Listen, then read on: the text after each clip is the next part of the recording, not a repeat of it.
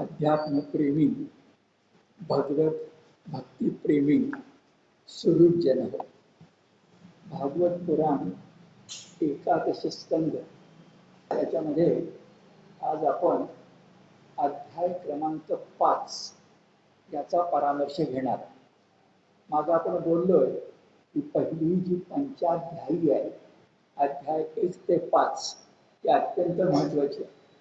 या पंचाध्यायीच्या लेखनानंच संत श्रेष्ठ एकनाथांना काशी विश्वनाथ या ठिकाणी मोठा मान मिळाला.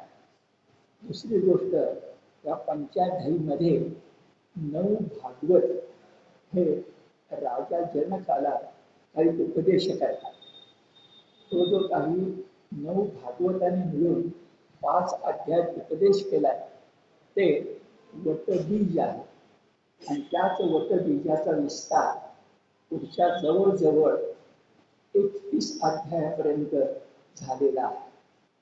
वटबीज छोटं असतं, पण वडाचं झाड आणि त्याच्या पारंब्या याचा विस्तार खूप मोठा असतो. 31 अध्यायाचं 11 स्कंध हे वटवृक्ष खूप मोठा आहे. पण पहिले जे 5 अध्याय आहेत पंचाध्यायी आहेत. त्यातला 4था अध्याय आपण बघून पुरा केला. 5वा अध्याय बघायचा. हा 5वा अध्याय अत्यंत महत्वाचा आहे. तो ज्याने सांगितला त्याचं नाव आहे करभाजन.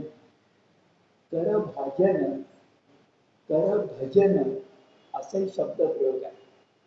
हे नाव काय सांगतो बरं? तर भजन किंवा भाजन म्हणजे भक्ती. आणि आपण जर खरी भक्ती कशाची करायला पाहिजे असेल तर कर म्हणजे आपल्या हाताची. म्हणून बघा आपल्या परंपरेमध्ये सकाळी उठल्यानंतर, झोपून उठल्यानंतर अंथरुणावरच बसून पृथ्वीला वंदन करताना, हाताला वंदन करताना आपल्याकडे परंपरा. त्याला आणखीन एक आधार जाणतो. आपला जो सनातन धर्म आहे त्याच्यामधूनच वीरशैव, बसवेश्वर, लिंगायत हा संप्रदाय निर्माण झाला. मुख्यतः मी ज्या भागातून आलो, कोल्हापूर, सांगली, जयसिंगपूर, इचलकरंजी, मिरज या भागामध्ये वीरशैव मंडळी खूप आहे. कर्नाटकात तर 1/3 अधिक आहे. हा जो कर्नाटक सीमेवरचा लिंगायत संप्रदाय आहे त्याचे जे प्रमुख होते ते बसवेश्वर. त्याने तितकं सुंदर शब्द वापरला आहे. कानडी आहे पण मराठीत लक्षात घेऊया. काय कै कैलास हा शब्द आहे. काय कै कैलास. कैलास आपल्याला कळतो. काय म्हणजे मराठी माणसाला काया शरीर असं वाटतं, पण काय शब्दाचा अर्थ आहे कर, हात. बसवेश्वर म्हणताय तुम्ही हाताच्या आधारे कर, शेती करा नाहीतर भक्ती करा, आल्हिक बघा नाहीतर पारलौकिक बघा, पण काय कैलास.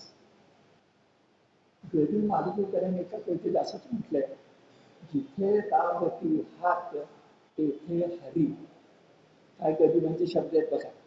जिथे रावती हात तेथे हरी, काय कैलास. माझ्या मनात विचार येतो, करभाजन किंवा करभजन, भजन शब्द अधिक बरोबर. असं या 9 भागवतापैकी शेवटच्या सगळ्यात लहान भागवताचं नाव आहे. भागवत म्हणजे भक्त. किती नाव यथोचित आहे बरं.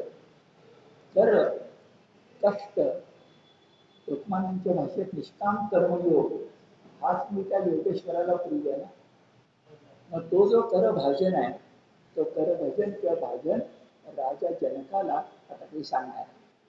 आता सांगत असताना आपण नाही सांगितलं, राजा जनकाने विचारलं पाहिजे. ही तर आपली उपनिषदातली पद्धतच आहे. ऋषींनी विचारल्याशिवाय कोणी बोलत नाही. श्वेतकेतू हा मुलगा आणि शिष्य आहे आणि त्याला उत्तर दिले याज्ञवल्क्याने. तर जेव्हा गुरुला विचारलं जातं तर गुरु उत्तर देतो, गुरु आहे तर भजन, शिष्य आहे राजा जनक. आणि अत्यंत महत्वाचा प्रश्न त्याने विचारला, तुम्हाला मला आज सुद्धा तो उपयोगी पडणार आहे. तो म्हणजे जी काही 4 युग मानतात, त्या 4 युगामध्ये भगवंताचे कोणकोणते अवतार झाले, त्या 4 युगामध्ये भक्तांचं रूप आणि स्वरूप काय होतं, आणि त्या 4 युगामध्ये पूजेचा उपासनेचा प्रकार कोणता होता. किती महत्वाचा प्रश्न आहे बघा. आता आपलं कलियुग सुरू आहे. आता एक लक्षात घ्या की युगांची विभागणी अगदी काटेकोर नाही करायची. पण कलियुग कधी सुरू झालं, 2-4 हजार वर्ष चालणारे किती, आणखी 2-4 हजार वर्ष. हे काय आपला पटकन कळत नाही. आपलं आयुष्य 100 वर्षाचं आहे. पण एक लक्षात ठेवायचं, संकेत आहे. 4 युगांची नावं आहेत ना, ही संकेत आहे. म्हणजे कलियुगामध्ये सुद्धा योगी अरविंदांच्या पॉंडिचेरी या ठिकाणी आपण गेलो, कलियुगामध्ये सुद्धा योगी अरविंदांच्या पॉंडिचेरीमध्ये आपण गेलो आणि त्याच्या समाधी समोर आपण बसलो, तर कलियुगात असताना सुद्धा आपल्याला सत्ययुगाचा अनुभव येऊ शकतो. मी अनुभव घेतलाय, मी तुम्हाला सांगतो. गेला नसा तर जाऊन या पॉंडेचर. आणि पॉंडेचरला ज्या ठिकाणी अरविंदांची समाधी आहे, त्या समाधी समोर सकाळी संध्याकाळी माणसं नुसतं येऊन बसतात. काहीही करावं लागत नाही. अनुभवल्याने घेतल्या मी सांगतो. जागा छोटी आहे, फार मोठी पण नाही आहे. 2-4 झाडं आहेत. एका वेळासमोर बैठक होऊन बसायचं म्हटलं तर 40 ते 50 माणसं बसतात. आत प्रवेश करताना इकडे समाधी आहे, तर डाव्या बाजूला खुर्च्या बिर्ची आहे, तिथे काही माणसं बसतात. पण बैठक पद्मासन घेऊन बसायचं म्हटलं समाधी समोर 40-50 माणसं बसतात. 2-4 झाडं आहेत. पण अनुभव घेऊन बघ. तर लांब कशाला, ज्ञानदेवांच्या समाधी समोर एक सहज तुम्हाला मी सांगतो. आळंदीला जायचं असेल तर सकाळी 7च्या पूर्वी जा. सकाळी 7च्या पूर्वी. आता कठीण आहे आपल्याला, सगळं आवरून कोण जाणार 7 पर्यंत, पण जाऊन बघा, गर्दीचं नाव नसतं. 7च्या पूर्वी, 6च्या पूर्वी समजा आपण जर जाऊ शकलो माऊली समोर, तर काय अनुभव येतो बघा. म्हणजे योगी अरविंद असतील किंवा ज्ञानदेव असतील, यांच्या सहवासात आज सुद्धा जर आपल्या सत्ययुगाचा अनुभव काही प्रमाणात, काही क्षण, मला सांगा आकाशात वीज लाटाते किती वेळ असते, काही सेकंद. तिने का कायमचा प्रकाश पडतो का, पण वीज ती वीज असते ना. तर सत्ययुगाचा स्पर्श सुद्धा होऊ शकतो ना आपल्याला. त्यामुळे थोडीशी नावं जी आहेत, ती नावं एका अर्थानं पारंपरिक, प्रतिकात्मक, प्रातिनिधिक असं आपण समजायचं. पण प्रश्न मात्र बरोबर आहे की 4 युग जी मानली जातात परंपरेनं, सत्य, त्यालाच कृत म्हणतात. एक शब्द वापरायचा, कृत किंवा सत्य म्हणजे एकच. सत्य, त्रेता, द्वापर, मराठी द्वापार, संस्कृत द्वापर आणि कली, ही 4 युग आहेत. आता प्रश्न असा की त्या युगामध्ये देव कसा होता, भक्त कसा होता, कसा असायचा आणि पूजावी बघूया.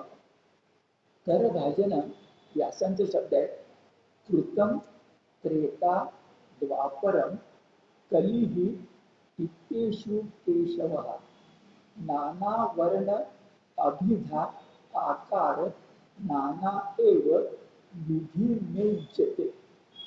विधी म्हणजे उपासना, विधी इज्यते, कोणत्या उपासना प्रकारानं उपासना केली जायची बरं, विधी इज्यते.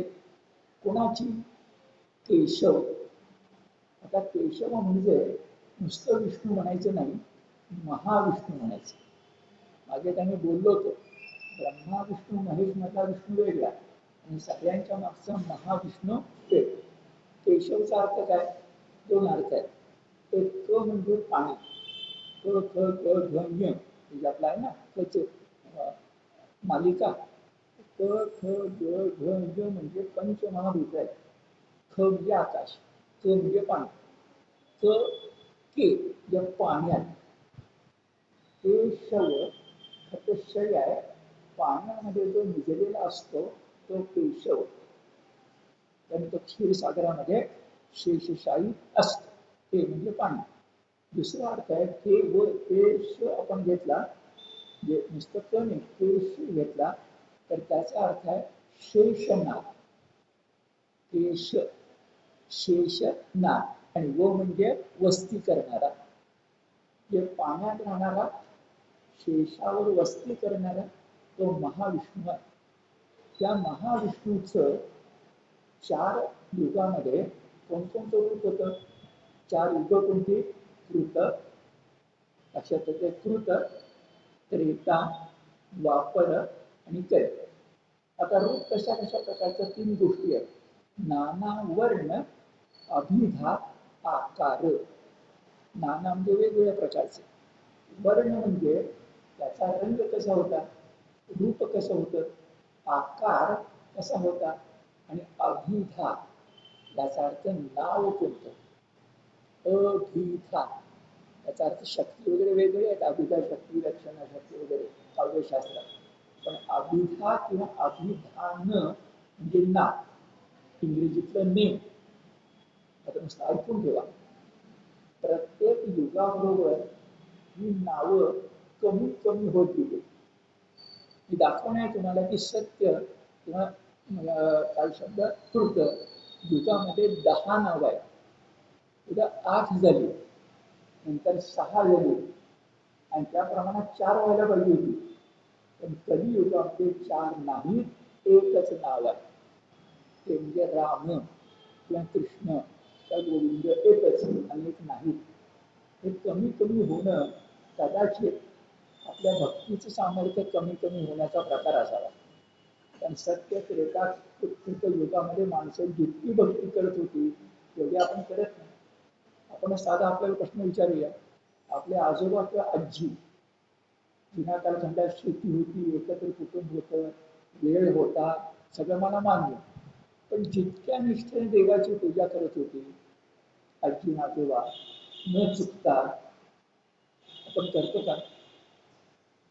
आपल्या सगळ्यांचं उत्तर नाही असेल. माझ्या आजोबांचं उदाहरण सांगायचं तर वेगवेगळ्या संपन्न पंडित होते. गणपतीला दुर्वा अर्पण केल्याशिवाय जेवायचं नाही असं. पण आमच्या गावाच्या आसपास पुराचं पाणी आलं प्रचंड, 2 नद्या आहेत, कृष्णा आणि पंचगंगा. तिच्या पुराच्या पाण्याच्या दळदळीमध्ये जातच येते. दुर्वा कशा मिळायच्या? तर दुर्वा मिळाल्या नाहीत तर 2 दिवस उपास झाला तरी चालेल, हे मी प्रत्यक्ष ऐकलेलं आजोबांच्या बद्दलचं उदाहरण तुम्हाला सांगा. आपला ऐका. याचाच अर्थ असा, कदाचित 10, 8, 6, 4 आणि 2 आणि 1 असेलही. आता आता थोडं गमतीचा भाग आहे. पण काय विचारलंय, नाना वर्ण आकार अभिधा, काय काय नावं होती बरं, काय काय वर्ण होते बरं, आणि काय काय आकार होते.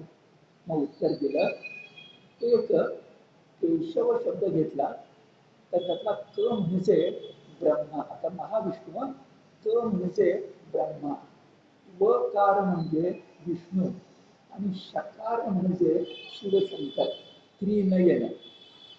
पहिलं उत्तर काय दिलं, सत्य त्रेता कली आणि सगळ्या युगामध्ये एकच देव आहे, परमात्मा महाविष्णू केशव.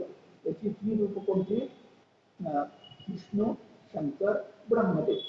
क म्हणजे ब्रह्मा, व म्हणजे विष्णू, महाविष्णू नव्हे, व म्हणजे विष्णू, आणि शिव म्हणजे शंकर.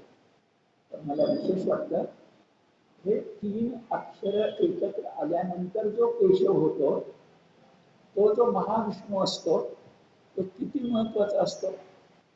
व्यास आणि नाथ आपल्याला एक महत्वाची गोष्ट सांगतात. आपण ओंकार म्हणतो त्याला 3.5 मात्रा म्हणतात. 3.5 मात्रामध्ये अ, उ, म त्या 3 मात्रा आहेत. आणि जिला आपण अर्धी मात्रा म्हणतो ती अर्धी मात्रा लिहिता येते पण उच्चारता येत नाही. अर्धी मात्रा म्हणजे चंद्रबिंदू. आता मी आपल्याला विचारतो, चंद्रबिंदूचा उच्चार करा.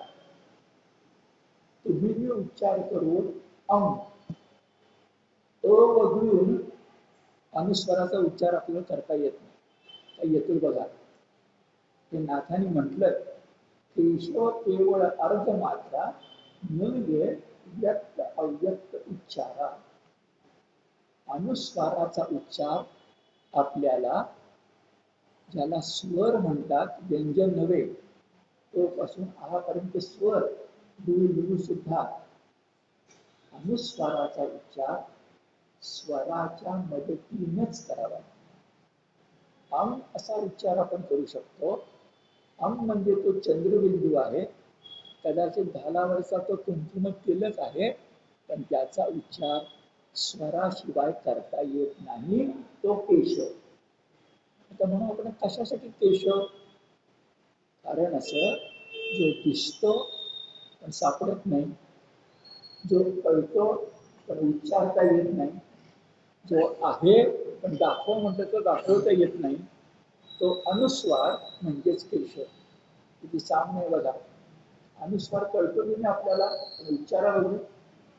भगवंत आहे की नाही आहे, दाखवा बघू. नास्तिक म्हणतात ना, देव दाखवा म्हणून, कसा दाखवायचा?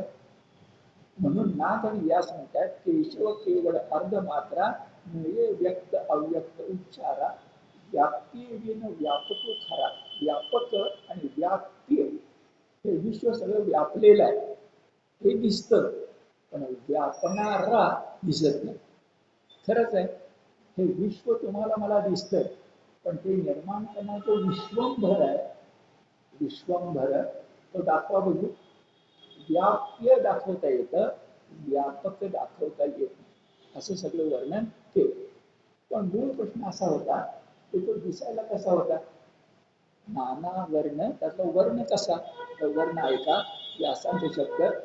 कृते, जे कृतयुगामध्ये शुक्ल चतुर्बाहू जटिलो वल्कल अंबर कृष्णाजिन यज्ञोपवित रुद्राक्ष दंड कमंडलू.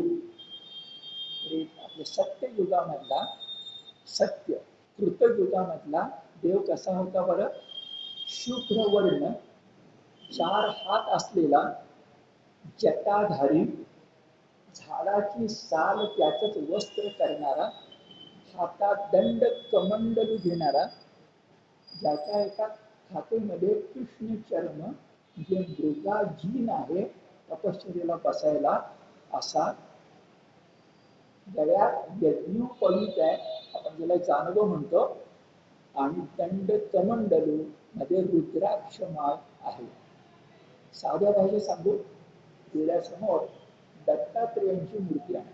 जास्त बोलायला नको. आता मग ह्याचा अर्थ असा होतो की दत्तात्रेय हा देव आपण नंतर पुराणामध्ये आत्रीने अनसूयेचा मुलगा केलाय, पण तो वेदामध्ये सत्य आणि त्रेता युगातला आहे. कारण दत्त महाराज असेच असतात, शुभ्रवर्ण, 4 हात, जटाधारी, वल्कल नेसलेला, दंड कमंडलू असणारा, कृष्ण चरणावर बसणारा, यज्ञोपवीत असणारा, आणि मुख्य गोष्ट रुद्राक्ष माळा असणारा. पु ल देशपांडेंनी एका वाक्यामध्ये पौर्वात्य संस्कृती आणि पाश्चिमात्य संस्कृती याचं वर्णन केलं. पु ल देशपांडे गमतीने थोडंसं पण लक्षात घेण्यासारखं आहे. ते म्हणाले की पूर्वेकडची संस्कृती म्हणजे रुद्राक्ष संस्कृती, आणि पश्चिमेकडची संस्कृती म्हणजे द्राक्ष संस्कृती. द्राक्षापासून काय काढलं जातं ते तुम्हाला माहिती आहे? ते तिथं चहासारखं दिलं जातं. द्राक्ष संस्कृती वेगळी आणि रुद्राक्ष संस्कृती. टीका नाही करायची, पण आमची संस्कृती रुद्राक्ष संस्कृती आहे. दत्त महाराज आमचे गुरु आहेत. हा झाला देव, जसे देव तसे त्याचे भक्त. त्या काळातले लोक कसे होते? हे काळीचे सकल नर, सदा शांत निर्वैर, समता बुद्धी निरंतर, सुरुल मित्र परस्परे. भांडण त्यांच्या नाही, शेजार धर्म पाळतात, एकमेकाला मदत करतात, शांत राहतात.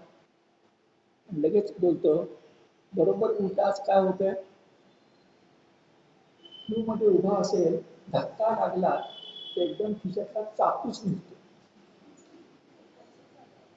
धक्का लागल्यानंतर सॉरी बिरी काही नाहीच आहे, एकदम शस्त्र. आधी बोलायला नको.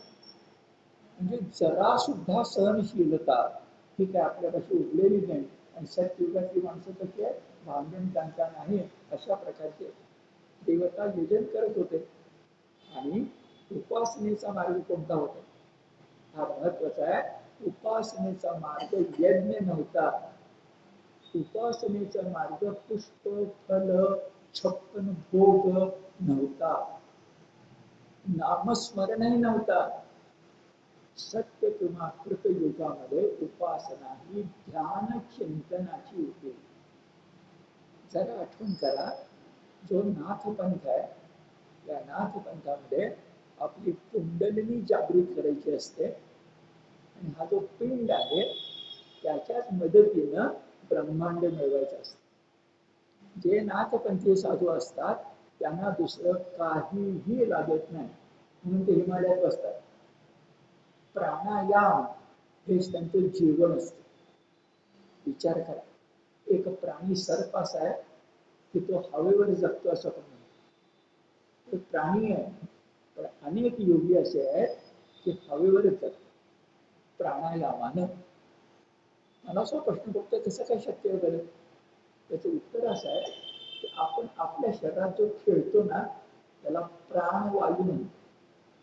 आणि तो वायू जर हवेतून घेऊन आपल्या शरीरामध्ये खेळता ठेवला तर आहाराची आपल्याला फार गरज आहेच असं नाही, असं योगी म्हणतो. एवढंच बोलतो, जास्त बोलणं मला शक्य नाही. पण सर्पाचं उदाहरण आहे, योगाचं उदाहरण आहे.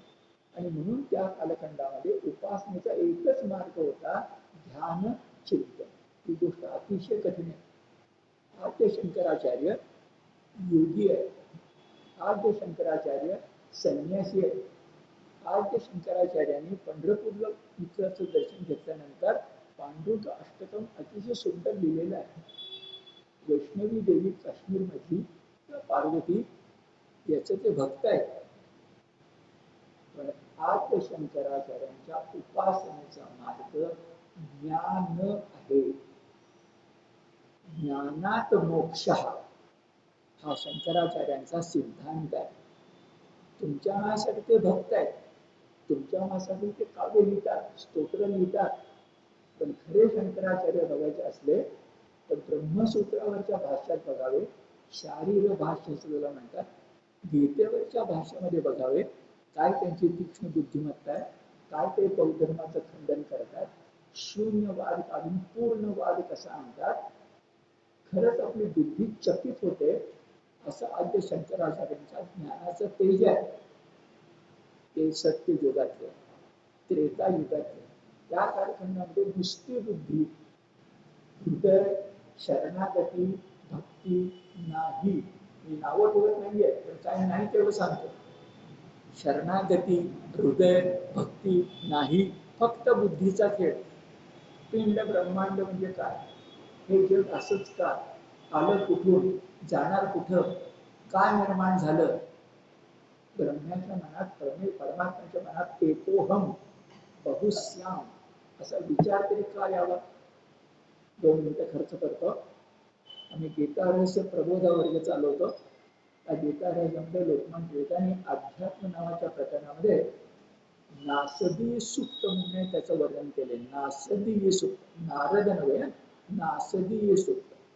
नासदी म्हणजे काय, न असत न सत. 1-2 मिनिटं खर्च करूया. देवाचं खरं वर्णन काय बरं, तो सतही नाही आणि असतही नाही, हे खरं वर्णन आहे. आपण देवाचं वर्णन काय करतो, सत, सत्य नारायण. पण हे वर्णन आपण करतो. खरंच पूर्वीची स्थिती नासदी सूक्तामध्ये म्हटलंय, अंधारही नव्हता, प्रकाशही नव्हता, पाणीही नव्हतं, हवाही नव्हती. अशी स्थिती असू शकेल का? हो, होती, त्यात काही शंका नाही.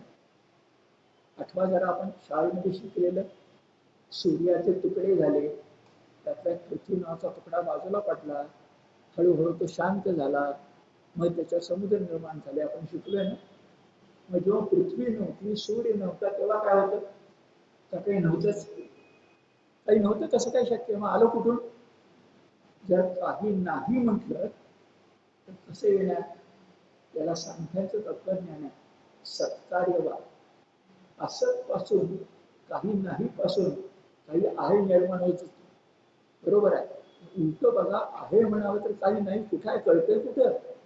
साध्या भाषेत बोलायचं तर परमात्म्याचं वर्णन करताना एकमिती, द्विमिती, त्रिमिती, चतुर्मिती, पंचममिती ज्या आपल्या आहेत त्या चालत नाहीत. म्हणून वेदवाङ्मयामध्ये येतं न इति न इति. मला सांगा किती नकारार्थी बोलणं आहे. परमेश्वर म्हणजे काय विचारतोय, परमेश्वर म्हणजे काय, तुम्ही काय सांगताय? परमेश्वर म्हणजे काय नाही. तो काय आहे सांगतच नाहीये, पण सांगताच येत नाही ना. पण आहे म्हणतं की आहे, पण ते आहे परमात्मा निर्माण करणारा. म्हणजे आहेच्या पूर्वी काय होतं?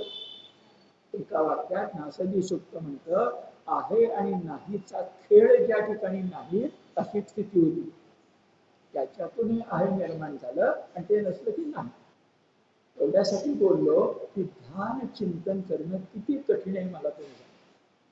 आपण माणसं अशी आहोत की आपल्याला डोळे मिटले ध्यान कर म्हटलं तर शून्याचं ध्यान करता येत नाही.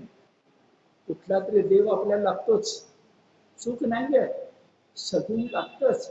पण एक त्रेता युग असं, सत्ययुग असं होतं की तेव्हा माणसं बिंदू शून्य, तुला गंमत सांगतो, बिंदू म्हणतं ना, बिंदू टिंब हे सगुण झालं. शून्य काढलं ना तरी सगुण झालं. त्याच्या मागं काय आहे हे शब्दात पकडताच येत नाही. आता विस्तार थांबूया. अशी जी स्थिती होती त्याला ध्यान चिंतन म्हणतात. संस्कृतमध्ये वर्णन केलंय की वस्त्र असतो ना धारदार, त्या वस्त्राच्या पातीवरनं चाला म्हटलं तर जितकं कठीण आहे. तलवारीची पात आहे, खडक, त्याच्या पातीवरनं चाला, डोंबारी दोरीवरनं चालतो. तुम्हाला काय सांगितलंय? पस्ताव्यावरनं चाला. जितकं कठीण आहे तितकं ध्यान चिंतन कठीण.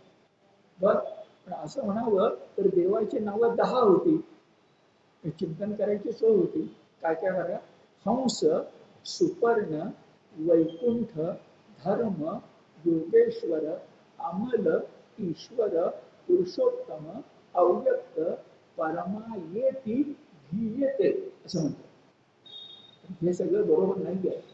एकदा जर तुम्ही परमात्मा हा अदृश्य होता म्हणतात तर तुम्ही गियते कसं काय म्हणतात? गियते म्हणजे गातो. ही नावं तरी कुठून आली? ही नावं तुम्हाला सगळी सांगितली, पण त्याची खरी नावं हंस आहे. खरं नाव आहे योगेश्वर, खरं नाव आहे अमल. बाकी नावं उच्चारतो मी, सगुण आहेत की मला सांगा. सुपर्ण म्हटलं चांगले पंख असणारा, सगुण झाला ना. ईश्वर म्हटलं सगुण झाला ना. धर्म म्हटलं सगुण झाला ना. पुरुषोत्तम म्हटलं सगुण झाला ना. थोडक्यात त्याने 10 म्हटलीत खरी, पण त्याच्यामधलं अव्यक्त जर म्हटलं तर ते एकच नाव. थोडक्यात दत्त महाराजांसारखा दिसणारा, ज्ञानानं पूजा ज्याची केली जाते असा, आणि 10 नावं असलेला पहिलं युग संपलं ते म्हणजे सत्य किंवा कृत युग.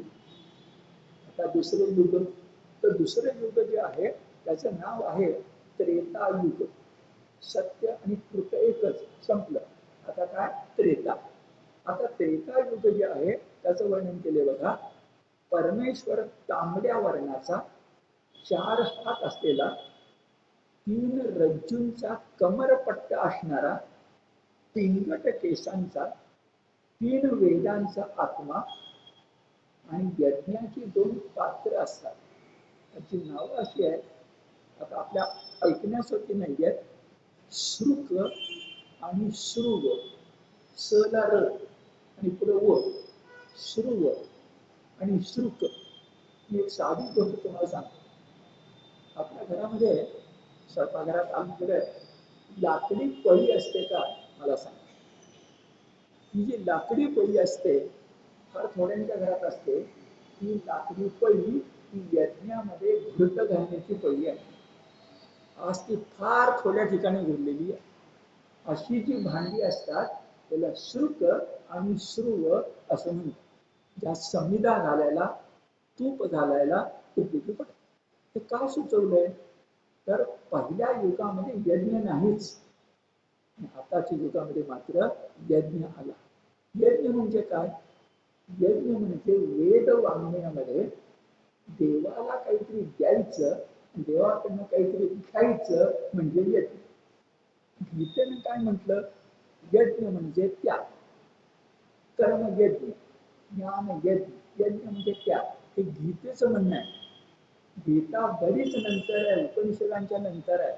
आपण कुणाबद्दल बोलतोय? वेदांच्या बद्दल. आरण्यक नाही, उपनिषद नाही, फक्त ब्राह्मण ग्रंथ आणि वेद आहे. आता ब्राह्मण याचा अर्थ तरी काय? ब्राह्मण म्हणजे जात नाही आहे. ब्राह्मण म्हणजे याज्ञिक, जो यज्ञ करतो याज्ञिक, त्याला म्हणतात ब्राह्मण. त्यांचे जे ग्रंथ ते ब्राह्मण ग्रंथ. ते काय सांगतात? असा असा यज्ञ करा, असे असे ऋचा म्हणा, अशी अशी एका ऋचेच्या उच्चाराबरोबर यज्ञामध्ये समिधा, घृत हे अर्पण करा.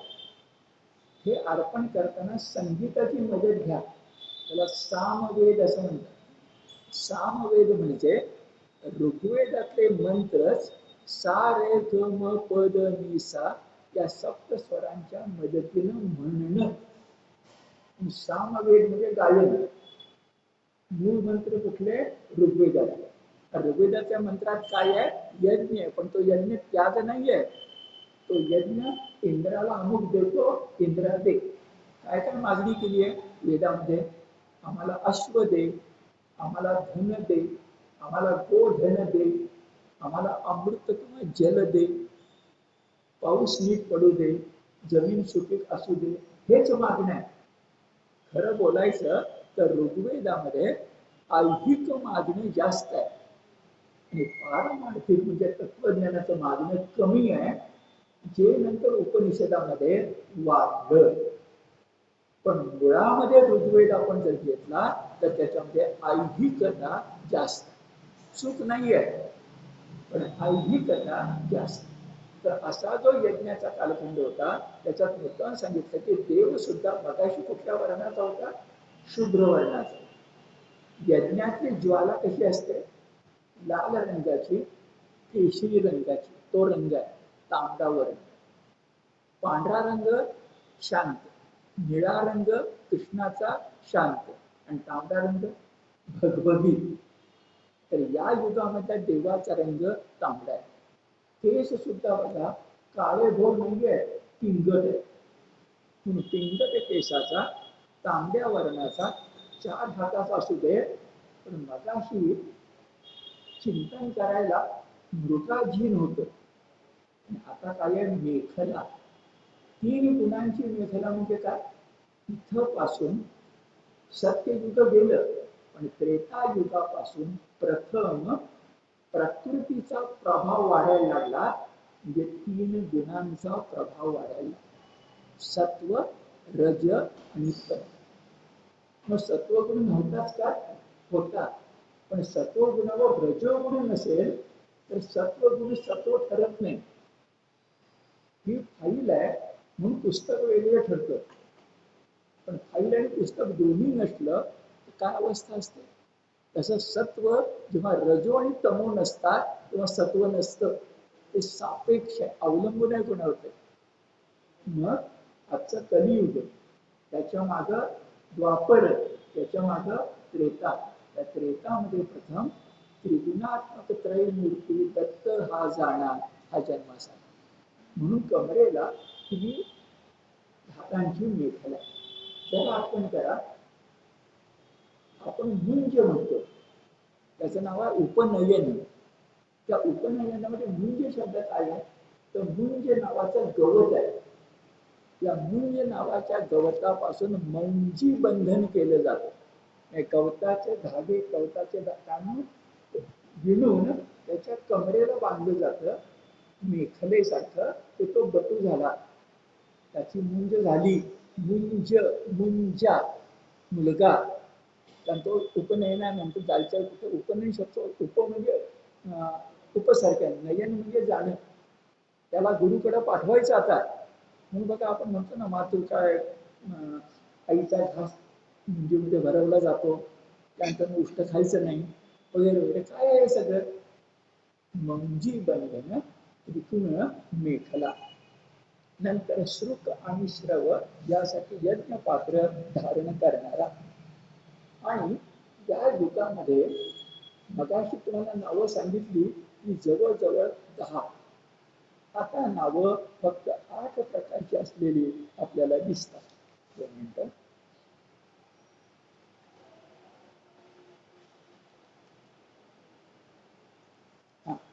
कोणती नावं 8 बरं? ऐकण्यासारखे. एक नाव विष्णू, एक ऐकांना बोलतो विष्णू. एक नाव यज्ञ, एकच नाव पुरुषनी, एक नाव उरुक्रम, एक नाव वृषा कपी, एक नाव जयंत. मिळून एका दुसऱ्या मागं पुढे होईल 8 नावं आहेत. त्या 8 नावाची गंमत अशी आहे की त्यातली काही नावं वैदिक आहेत आणि काही नावं पौराणिक आहेत. हा काय फरक आहे बरं? आपल्या लग्नविधीमध्ये सुद्धा वैदिक आणि पौराणिक लग्नविधी शब्द, त्याचा काय अर्थ आहे? वैदिक हे आधीच आहे, सुटसुटीत आहे, त्याच्यामध्ये गोष्टी कमी आहे. पुराण काळ जो होता त्या काळामध्ये समृद्धता जास्त होती. मग लग्न किती दिवस चालावं? 16 म्हटलं तर 16 दिवस चालावं इतपत आपल्या पुराणामध्ये उल्लेख दिसतात. रुक्मिणी संघ 16 दिवस. हा मूळ म्हणजे दिसणारा फरक. पण काही नावं वेगळी आहे. उरुक्रम, कृष्णी, वृषाकपी ही नावं चक्क वेदातली आहेत. वृषाकपी, वृष म्हणजे बैल, कपी म्हणजे मरकट. या दोघांचा काय संबंध माहिती, पण नाव चक्क वेदात. उरुक्रम नाव फार महत्वाचं आहे. हे नाव विष्णूचं वामनावतारामध्ये आलंय की ज्यानं आपल्या 3 पावलांनी सगळे त्रैलोक्य व्यापलं. पण दुसरीकडे जयंत जे नाव आहे ते इंद्राच्या मुलाचं नाव आहे. मी काय म्हणतो, जयंत सारखी नावं पौराणिक आहे, तर वृषाकपीसारखी नावं वैदिक आहे. आणि इथे सांगितलंय, आता पाऊल कसं पुढे पडायला लागला, इथे सांगितलंय की तुम्हाला 8 नावं सांगितली खरी, पण त्यातलं एकच नाव खरं आहे, ते म्हणजे नारायण. कृष्ण म्हटलेलं नाहीये, वासुदेव म्हटलेलं नाहीये, नारायण. काय नारायणचा अर्थ? नारायण म्हणजे मूळ शब्द नर आहे. नरपासून नार शब्द तयार होतो, म्हणजे माणसांचे.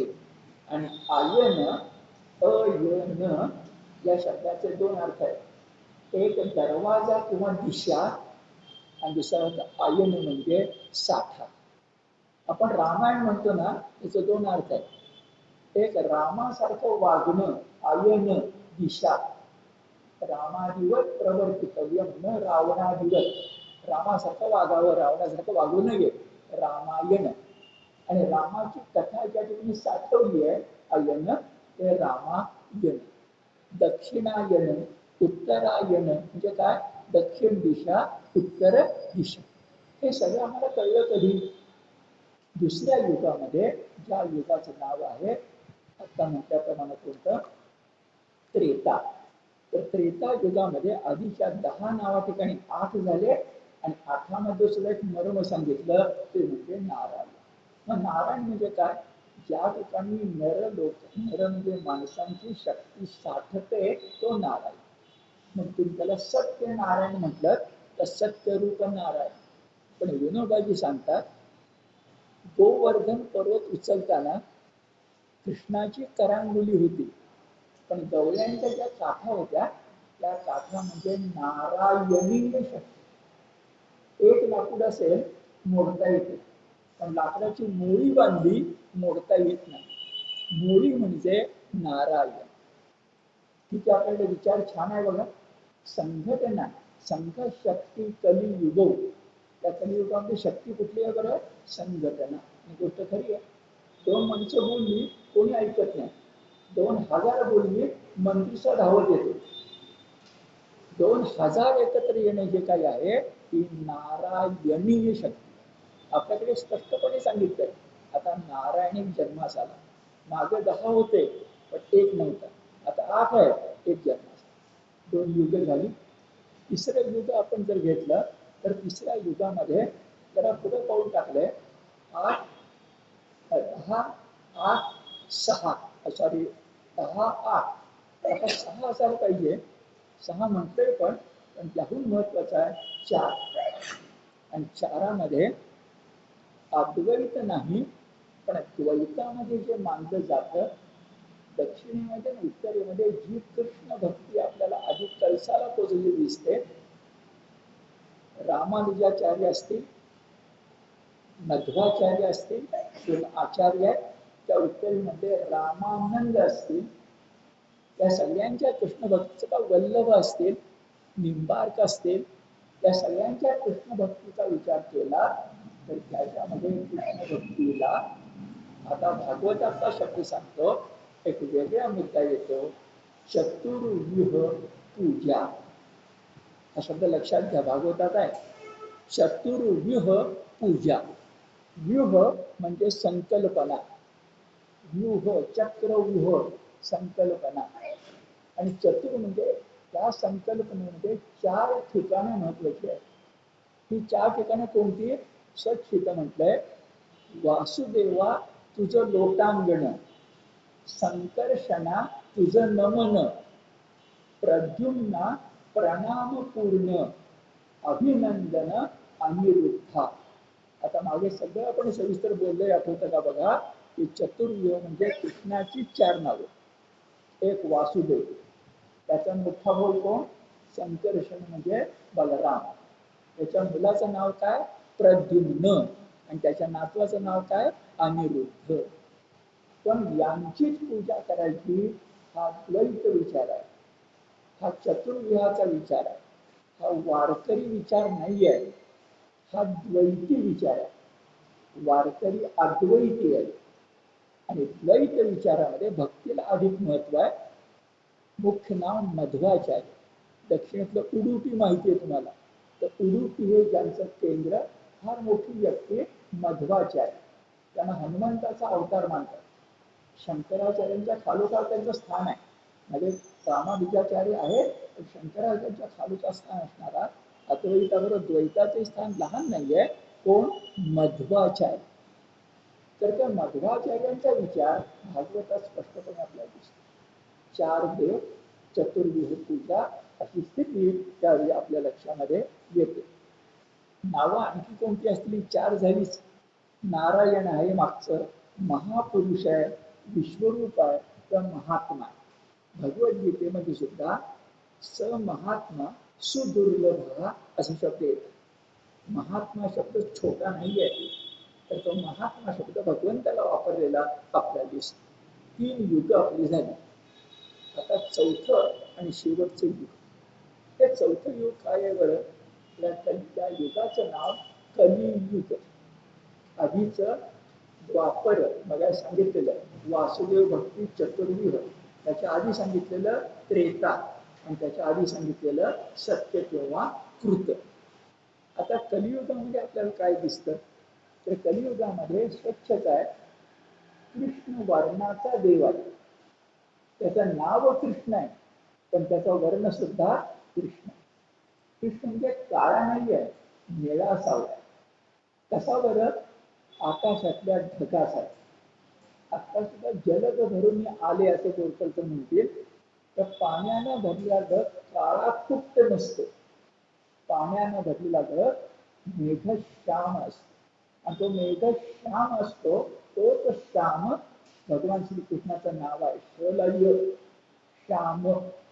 कधी लोक विचारतात नेमकं नाव काय?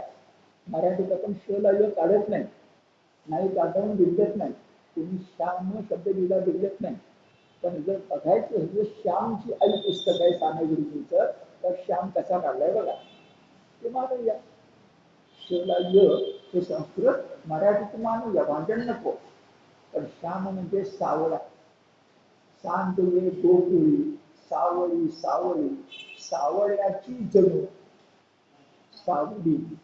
ही जेव्हा आपण म्हणतो तर तो सावळा म्हणजे किती आकर्षक असला पाहिजे. नेमकं सांगतो तुम्हाला, हा मणी मी त्या बघितल्या, तू बघितल्याच्या बघा, इंद्र नीलमणी. इंद्र नीळ मणी. तो कसा असतो बघा, तो जसा असतो तसा कृष्ण असतो. तर उलट कृष्ण असतो तसा इंद्र नीळ मणी असतो. तर तसं वर्णन केलंय काळ्या वर्णाचा. फार महत्वाचा आहे. काळ्या वर्णाचा पण तेजानं शुभ्र वर्ण असणार. विचित्रच आहे. तसं तेज कसं आहे बरं, शुभ्र आहे. तरी चमत्कारिक वाटतं, पण खरं आहे. निळा सावळा तो कृष्ण डोळ्यासमोर आला.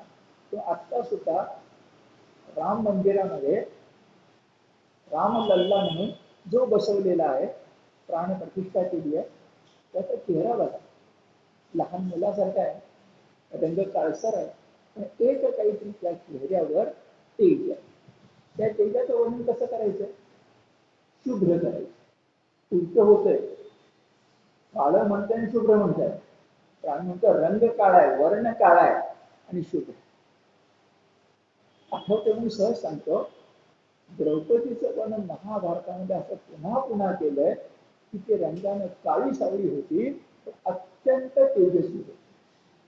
गौरवर्णन त्याचं कौतुक कधी निर्माण करून माहिती नाही मला, पण महाभारताच्या कालखंडात जास्त बोलत नाही कारण माझेच विषय आहे. पण महाभारताच्या कालखंडामध्ये स्वच्छ म्हटलेलं आहे की द्रौपदी रंगाने काळी सावळी होती, अत्यंत तेजस्वी, त्रिभुवनात सुंदर होती.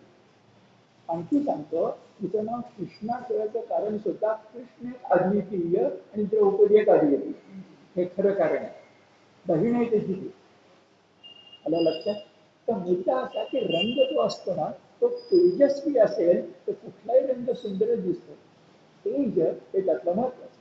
मग कलिंगी काय बरं, काळ्या वर्णाचा तेजानं शुभ्र असणारा.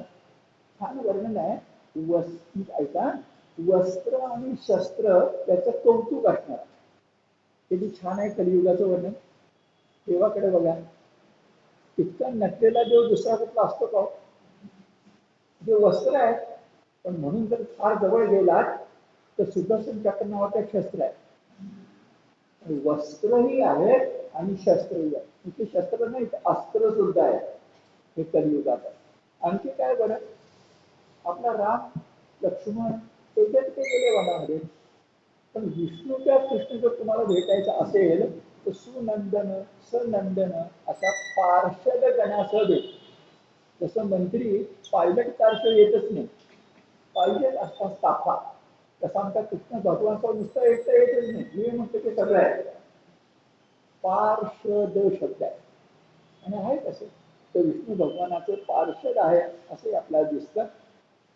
आणि आता महत्वाचं, या देवाला कलियुगामध्ये, या देवाला कलियुगामध्ये पहिली गोष्ट ध्यान चिंतन नको. दुसरी गोष्ट, दुसऱ्या युगामध्ये यज्ञ नको. तिसऱ्या युगाबद्दल सविस्तर बोलायचं राहिलं, पूजन जास्त नको. तिसऱ्या युगामध्ये द्वापर युग आहे ना, आता आपण कलीबद्दल बोलतोय. बरं, द्वापर युग कुणाचं, कृष्णाचं. कृष्णाची भक्ती किती प्रकारे केली जाते मला तुम्ही सांगा. किंवा कृष्णाची जितकी भक्ती केली जाते तेवढी रामाची पण होते. ते त्याचं द्वापर युगाचं वैशिष्ट्यच आहे. पण तो गेला आणि कलियुग सुरू झालं ना, त्याचा मध्ये संधी प्रकाशाच आहे. तर आत्ताचा कृष्णच, तेव्हा सुद्धा कृष्ण. नाही तर मला सांग, गीता 4000 वर्षापूर्वीची, गेली 100 वर्ष तर गीता का म्हटली जाते. 4000 वर्ष कुठून 100 वर्ष कुठं, का गीता पुन्हा आवडते आपल्याला, संधिकाल. तर त्रेता युग आणि कलियुगाच्या संधी कालातला कृष्ण. आणि मी मागं बोललोय आपण, कृष्ण गेला कलियुग सुरू झालं. आणि कलियुगाचा प्रभाव कधी सुरू झाला, परीक्षिती गेला आणि कलियुगाचा प्रभाव सुरू. कली आपल्या परीक्षितेला जो काही मोह झालाय, ऋषीच्या गळ्यामध्ये मेलेला साप घालण्याचा, हा सुद्धा कलीचा प्रभाव. मी बोललो तुम्ही मला आठवत नाही, पण म्हणता ऐका, छान आहे गोष्ट. सांगितलं गेले, परीक्षित इतका चांगला होता, अभिमन्यूचा मुलगा, उत्तरेचा मुलगा, कृष्णाचा नातू, असं सगळं असताना सुभद्रेचा नातू, असं असताना त्या मनात मोह कसा आला. आता रचलेली कथा आहे पण छान आहे बघा. एकदा परीक्षेच्या मनामध्ये असं आलं म्हणे, आपण तर राजा आहोत, आपल्या रत्न भांडारामध्ये काय काय रत्न आहेत, काय काय दागिने आहेत, काय काय मुकुट आहेत बघावे. मग तो गेला, रचलेली गोष्ट आहे, पण गेला आणि एक मुकुट त्याला फारच सुंदर दिसतो. मनात विचार आला, इतकी वर्ष झाली मुकुट आपण घातला कसा काय नाही? पुरोहितांनी कधी दिलाच नव्हता, कारण तुमच्या लक्षात येईल कधी दिला नव्हता तो मुकुट. पण याला मात्र तीच काय कारण की आपल्याला न मिळालेली गोष्ट दिसली की आपण फार खुश होतो. पण हा मुकुट नाही कधी दिला. काय असेल का पुरोहिताचं कारण असेल काहीतरी. पण छान आहे मुकुट, घालून बघूया. म्हणून परिस्थितीने एकट्यानं, आणि कोण नव्हतं, एकट्यानं तो मुकुट घेतला डोक्यावर घातला, हाताने काढून ठेवला. तो मुकुट नेमका जरासंधाचा होता. आणि त्या जरासंधाचा मुकुट काही काळ घातला म्हणून तो मोहला. अशी रचलेली गोष्ट आहे. पण छान आहे की नाही? म्हणजे मोह कसा होऊ शकतो माणसाला, होतो ना. पण तर मला सांगा, सीतेला का सुवर्ण मृगाचा मोह पडावा? सोन्याचा मृग तरी असतो, तुला कळत नाही. केलंच नाही. मानव आहे शेवटी. मुद्दा इतकाच की अशा वेळा कलियुगामध्ये एकच आहे, ना यज्ञ, ना ध्यान, ना षोडशोपचार पूजा. शब्द बघा, षोडश उपचार, 56 भोग नाही.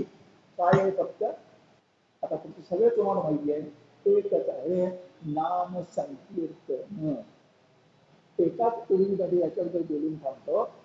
ज्ञानदेवानी ज्ञानेश्वरीमध्ये 9व्या अध्याय भाष्य करताना जेव्हा नाम संकीर्तनाचा विषय येतो तेव्हा ज्या ओव्या लिहिल्या त्या वाचून बघा. पूर्णपणे वारकरी कीर्तनाच्या ओव्या. कृष्ण विष्णू हरी गोविंद या नामाचे निखळ प्रबंध, माझी अध्यात्म चर्चा विशद उदंड गाथी, अशा सगळ्या ओव्या. आणि नाथ सुद्धा या ठिकाणी सांगतात, अहो नुसतं ऐकाय 5 मिनिटं. नामस्मरण केलं कोण उद्धरला? गजेंद्र उद्धरला. नामस्मरण केलं कोण उद्धरली? पिंगला नावाची गणिका उद्धरली. नामस्मरण केलं कोण उद्धरलं? अजामेळ, एकदाच त्यांनी नाव घेतलं आपल्या मुलाचं मरणसमयी, उद्धरला. आणि कोण उद्धरली? नाथ म्हणतात द्रौपदी उद्धरली. आता म्हणा नाम संकीर्तन कुठे गेलं? पण जेव्हा म्हणजे काय म्हणून अंतःकरणाच्या अंतःकरणापासून देवाचा धावा केला, त्याचे इतकं नामस्मरण दुसरं कुठलंच नाही. पण द्रौपदी उद्धरली. कीर्तनाची आवड देवाला किती आहे बरं? नाथ म्हणतात, वासरानं हाक मारली, गाय जशी धावत येते तसं तुम्ही नामस्मरण करा, देव धावत येतो. तुम्ही देवाचं नाव फक्त घ्या, त्याची ओढ त्याला प्रचंड आहे. हरी कीर्तन तुम्ही करा, असंख्य आजपर्यंत तरुण गेलेली आहे. आणि शेवट आहे, नाम संकीर्तन करायला काहीही लागत नाही. काही म्हणजे काय? तुमचा बुद्धीचा अधिकार लागत नाही, तुमच्या शरीराचं बळ लागत नाही, तुमचा बँक बॅलन्स विचारला जात नाही. देवाचं नाव घ्यायला काहीच लागत नाही. काही लागत म्हणजे काहीच लागत नाही. माळ सुद्धा विकत घ्यायची नुसतं पैसे आहेत. नको ना, बोटं घातली काय बिघडतं? देवाने दिली आहेत चांगली, 10 बोटं दिली आहेत, 160 वेळा म्हणताच येत. काही म्हणजे काहीच लागत.